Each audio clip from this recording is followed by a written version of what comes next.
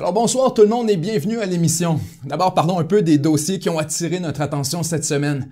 On commence avec un développement important dans une histoire qui dure depuis déjà plusieurs années. La justice britannique a annoncé cette semaine que Julian Assange, le fondateur de Wikileaks, ne sera pas extradé vers les États-Unis pour y subir un procès. Je vous explique un peu ce qui se passe. Julian Assange, le fondateur de Wikileaks, est détenu au Royaume-Uni depuis avril 2019. Avant ça, il a passé 7 ans en réclusion dans l'ambassade de l'Équateur à Londres, où il était dans une forme de liberté sous caution, mais quand même confiné à sa chambre à l'intérieur de l'ambassade. Depuis des années, Assange essaie de fuir des accusations criminelles contre lui qui sont aux États-Unis. Ce qu'on lui reproche, c'est d'avoir publié les informations confidentielles qui avaient été offertes par Chelsea Manning, une ancienne analyste du renseignement militaire américain qui avait exposé des crimes de guerre et des programmes secrets. Il a passé 7 ans dans une section de l'ambassade d'Équateur. Imaginez un peu les conditions qu'il y avait sur place, et c'est d'ailleurs ce qui avait été dénoncé par des rapporteurs de l'ONU en matière de torture qui mentionnaient qu'Assange présentait tous les signes de torture psychologique. Imaginez un peu la situation quand on imagine le confinement ici au Québec et le couvre-feu auquel la population est soumise. Un couvre-feu qui est somme toute assez limité de 20h à 5h le matin. Imaginez maintenant de passer 7 ans avec un couvre-feu 24 heures sur 24, puisque la police l'attendait à la sortie tous les jours, 24 heures sur 24, donc il était impossible pour Assange de sortir plus loin que le balcon de sa chambre. Donc ça a été une expérience extrêmement difficile, et c'est d'ailleurs pour cette raison que la justice britannique aurait refusé d'extrader Assange aux États-Unis, pour des raisons de santé psychologique. On y reviendra dans un moment. Il y a eu des écarts de comportement du côté d'Assange pendant qu'il était à l'intérieur de l'ambassade de l'Équateur à Londres, et pour cette raison-là, la relation s'est un peu détériorée avec le personnel de l'ambassade, jusqu'au point où on a carrément invité la police britannique à entrer à l'intérieur de l'ambassade pour aller arrêter Assange. On lui a ensuite fait un procès au Royaume-Uni et il a été condamné à 50 semaines de prison. Ce qu'on lui reproche du côté de la justice britannique, c'est d'avoir raté des dates de cours, d'avoir délibérément ralenti la justice en se cachant dans l'ambassade. Mais aussi, en octobre 2019, vous avez les États-Unis qui vont faire leur demande d'extradition pour finalement sortir Assange d'une prison britannique et qu'il puisse enfin comparaître devant un tribunal américain. Assange, à ce moment-là, fait face à 17 chefs d'accusation et il risque, tenez-vous bien, 175 ans de prison.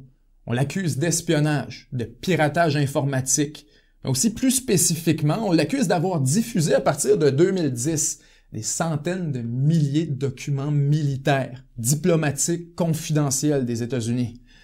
Tout au long de l'année 2020, après le procès de Assange et la demande d'extradition qui a été bien sûr qui devait être évalué par la justice britannique. Au courant de l'année 2020, tout ça a été ralenti par la COVID-19. Toutes les procédures légales ont essentiellement été gelées, mises sur la glace. Le 4 janvier 2021, ça c'est la semaine qui vient de passer tout juste, on vient d'apprendre le développement du côté légal à ce niveau-là, c'est que la justice britannique refuse la demande d'extradition d'Assange par les États-Unis. C'est gigantesque! Parce qu'Assange est considéré par la communauté du renseignement américain comme carrément une menace à la sécurité nationale, au même titre qu'un terroriste.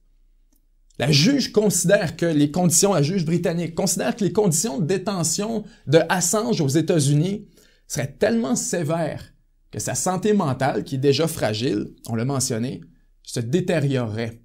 Et qu'il existe un risque réel de suicide d'Assange dans le système carcéral américain. On pense à quelques exemples notoires.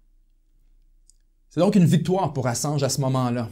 Mais immédiatement, le 4 janvier, les États-Unis font appel de la décision.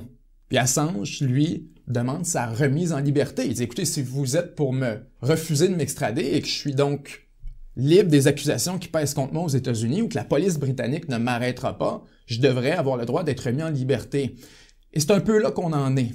Parce que la justice britannique a refusé, oui, l'extradition vers les États-Unis, mais pendant qu'elle entend l'appel des États-Unis, Assange, lui, s'est aussi vu refuser sa demande de remise en liberté. Donc Assange, au moment où on se parle, Malgré le fait que la demande d'extradition vers les États-Unis a été refusée, il est toujours en ce moment détenu au Royaume-Uni. Mais au moins, ça bouge dans son dossier. D'un côté, je pense qu'il y a plusieurs enjeux à aborder dans ce dossier-là et c'est important de les soulever. D'abord, Assange, c'est pas un lanceur d'alerte, comme on pourrait comparer avec Edward Snowden, par exemple. Dans le dossier d'Assange, le vrai lanceur d'alerte, c'est Chelsea Manning, qui est comme on l'a dit tantôt, qui est une ex-analyste du renseignement militaire américain. Barack Obama, d'ailleurs, a commué la sentence de Chelsea Manning en 2017, le 17 janvier, 3 jours avant de céder sa place à Donald Trump. Donc, quand on parle de pardon présidentiel, des fois en sortant de la présidence, c'est important de comprendre que c'est pas nécessairement un enjeu partisan. C'est une pratique qui est très répandue à l'intérieur de toutes les administrations présidentielles. Et donc, Obama pardonne à ce moment-là Chelsea Manning, mais pas Julian Assange, qui pourtant sont dans le même dossier, vous pourriez me dire. Pourquoi?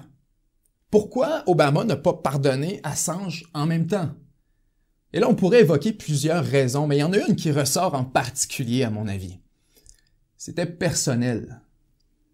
Rappelez-vous, en 2016, juste avant l'élection présidentielle, Julian Assange, Wikileaks, publie des courriels de haut placés du Parti démocrate.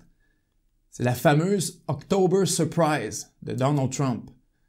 Chez les démocrates, c'est immédiatement vu comme une forme de collaboration évidente avec les républicains, comme presque une tentative délibérée de faire mal à Barack Obama, mais encore plus à Hillary Clinton.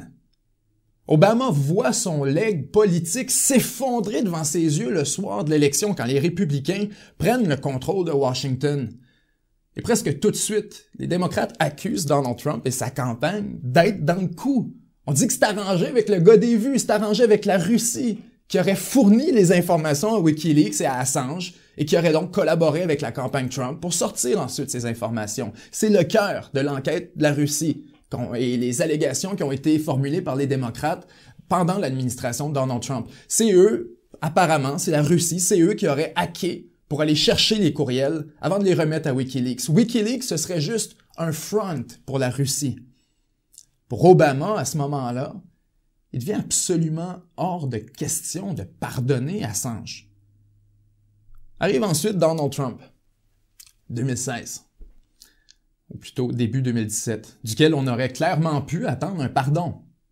Si effectivement il y a eu une collaboration, ou que c'est un ami de l'administration Trump, ou encore même si ce n'est pas la Russie qui a fourni à Assange, il y a toujours la possibilité de simplement le dire et il pourrait obtenir un pardon.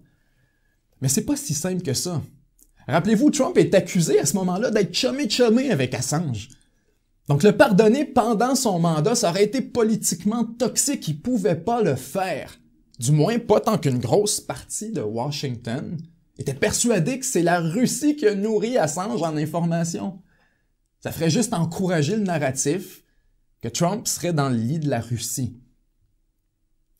Et c'est pourquoi. Et ça, c'est très, très bon. Et je ne le savais pas. C'est seulement en faisant la recherche sur tout ce dossier-là que je l'ai moi-même découvert. On a appris qu'en 2019, en réalité, Donald Trump aurait offert un pardon à Julian Assange. Mais à une seule condition. Qu'il prouve publiquement que c'est pas la Russie qui était derrière l'opération de 2016. Que c'est pas eux qui l'ont fourni l'information, puis qu'il y avait une source chez les démocrates. Et c'était pas un hacking à partir d'un État hostile aux États-Unis, ce qui changerait toute la donne et soudainement libérerait Donald Trump. Les deux auraient pu y gagner. Si Assange identifie une source autre que la Russie, n'importe laquelle, Trump est libéré de tout soupçon de collaboration avec la Russie. Puis Assange, lui, peut obtenir un pardon. Mais Assange a refusé. Pourquoi? Je ne veux pas tirer de conclusion pour vous, vous êtes assez intelligent pour réfléchir. D'un côté, Assange pourrait vouloir juste protéger Wikileaks, la crédibilité de l'organisation. D'un autre côté, il pourrait tout simplement ne pas être en mesure de fournir la preuve que Donald Trump demandait, pour quelque raison que ce soit. Et c'est pour ça que je voulais vous en parler ce soir. On a devant nous un dossier extrêmement complexe, mais archi important, qui risque de se conclure dans les prochaines semaines. On a su récemment que Donald Trump préparait une dernière et ultime liste de pardons présidentiels pour distribuer dans sa dernière journée complète en tant que président, donc le 19 janvier. Est-ce qu'Assange est sur cette liste-là? On va le savoir très bientôt. Parce qu'après ça, c'est la décision de Joe Biden, et comme on en a parlé tantôt, puisqu'il était lui-même le vice-président d'Obama en 2016, au moment où Wikileaks a sorti les informations sur le Parti démocrate, vous comprendrez que ce serait une toute autre paire de manches d'obtenir un pardon de Joe Biden. 7 jours sur Terre, c'est un média 100% indépendant qui est financé exclusivement par les contributions de ses membres exclusifs pour aussi peu que 99 sous par mois. En plus de permettre la production de cette émission, les membres exclusifs ont accès à une tonne de contenu qui leur est entièrement réservé, dont un segment complet de cette émission, ainsi qu'une revue de presse à chaque semaine où on revient sans script sur les grands dossiers d'actualité. Pour devenir membre, c'est super simple, ça se fait en quelques clics seulement au 7jourssurterre.com/abonnement. Merci et à très bientôt.